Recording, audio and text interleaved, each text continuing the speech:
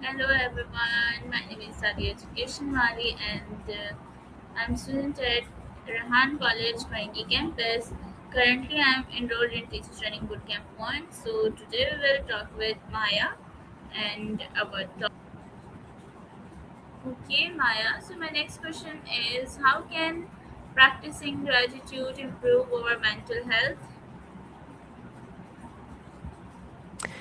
It basically acts like a natural antidepressant for the brain. When you focus on gratitude, your brain releases dopamine and serotonin. Those feel good chemicals that naturally lift your mood and lower stress. Over time, it actually rewires your thinking patterns, making you more resilient because you're not just weathering the storm, you're actively looking for the silver lining. It's like shifting from a magnifying glass that only shows the flaws to one that highlights the beauty. Do you feel like your mood shifts noticeably when you take a second to appreciate something small? Okay Maya, so my next question is why do people often focus more on problems than on blessing? How does gratitude help reduce stress and anxiety? It's called the negativity bias. Our brains are basically old school survival machines back in the day. Noticing the tiger in the bushes was way more important for staying alive than noticing a pretty sunset. We're just wired to prioritize threats. Gratitude is like a manual override for that system. It forces the brain to slow down and recognize that you're actually safe and supported, which calms the nervous system. When you move your focus from what's going wrong to what's going right, it lowers your cortisol levels, which is why that feeling of anxiety starts to fade. Do you find that you're usually the one spotting the potential problem in a situation before anyone else does? Okay, Maya. So my next question is I'm listening. gratitude improves self-confidence and self-esteem. How? What is connection between gratitude and happiness? It absolutely can. The trick is when you shift from being grateful for external things to being grateful for your own qualities. Instead of just, I'm glad I have a nice house, it becomes, I'm grateful for my resilience or I'm glad I have the discipline to get things done. That internal focus stops the comparison game we all play with other people and reminds you that you actually bring a lot to the table. As for happiness, gratitude is basically the engine. Happiness is often a fleeting emotion based on a good event, but gratitude is a sustainable state. It's the difference between waiting for something great to happen to be happy and realizing that you're already surrounded by things that make life good.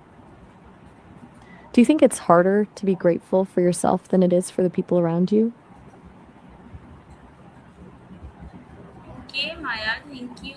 So my next question is how can keep a gratitude journal improve our daily life and in what ways does expressing gratitude strengthen relationships? Hmm. Keeping a gratitude journal is like keeping a highlight reel for your life. When you look back at it, you realize that even on the days that felt like a total wash, there was usually at least one small win. It stops the days from just blurring together and creates this evidence log that things actually go right, which makes the bad days feel less permanent. As for relationships, expressing gratitude is like a superpower for connection. Most people feel a deep need to be seen and appreciated. And when you tell someone specifically why you're grateful for them, it validates their effort. It moves the relationship from you just coexist to I actually value who you are, which builds a massive amount of trust and warmth. Who's someone in your life that you feel really sees you? Okay, Maya. So my next question is, what are the some simple daily habits for practicing gratitude? How does gratitude affect our physical health and our all well-being? For the daily side of things, the simplest move is the three things rule. Just before you go to sleep, think of three specific things from your day that you're grateful for. The key is being specific instead of just my family, try the way my brother made me laugh at dinner.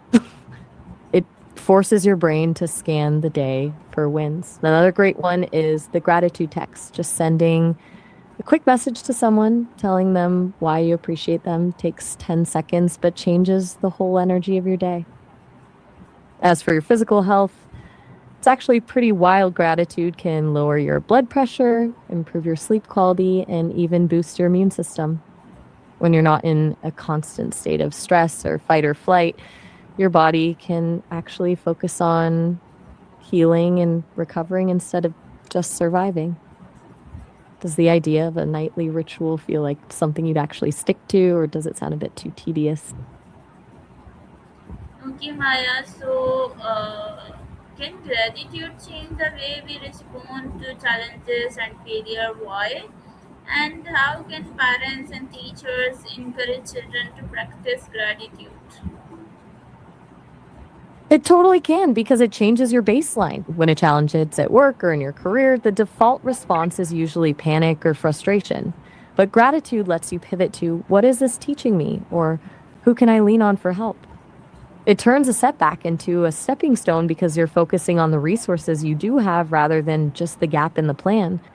It makes you a much more resilient teammate and leader because you're the person noticing the effort others are putting in, even when things are stressful. For parents and teachers, the best way is to model it out loud. Instead of just telling a kid to be grateful, they can say things like, I'm so grateful for how you helped me clean up the kitchen today.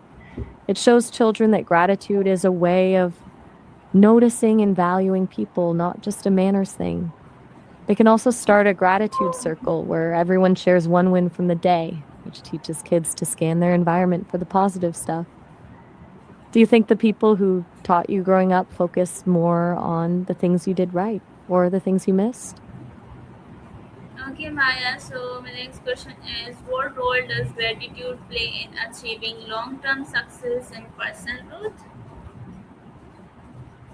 I think gratitude is actually the secret ingredient to long term success, mainly because it keeps you from burning out. When people chase success from a place of not having enough, it becomes an exhausting treadmill. Once they hit a goal, they immediately move the finish line. But when you combine ambition with gratitude, you're still moving forward, but you're actually enjoying the ride. It turns the process into a reward rather than just a means to an end. For personal growth, it's what allows you to be honest about your flaws without hating yourself. You can be grateful for where you are while still being excited about where you're going. Okay, Do you Maya. feel like you're So, usually more? what I'm with you. advice would you give to someone who wants to develop a more grateful mindset?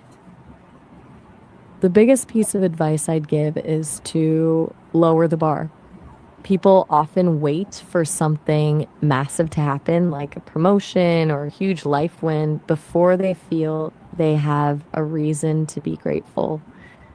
But the real shift happens when you start hunting for the tiny, almost invisible things: the smell of fresh coffee, a green light when you're running late, or a song that hits just right. I'd also suggest gratitude in reverse.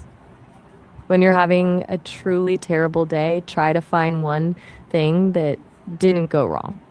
It's a bit of a cheat code to stop a spiral. Doesn't fix the problem, but it stops the problem from being the only thing you see. Does that feel like a manageable way to start, or does it still feel a bit abstract? Okay, thank you so much, Maya. You are so welcome. I really loved that. Okay, thank you so much, all of you, for listening me, for watching me. So, Allah Hafiz.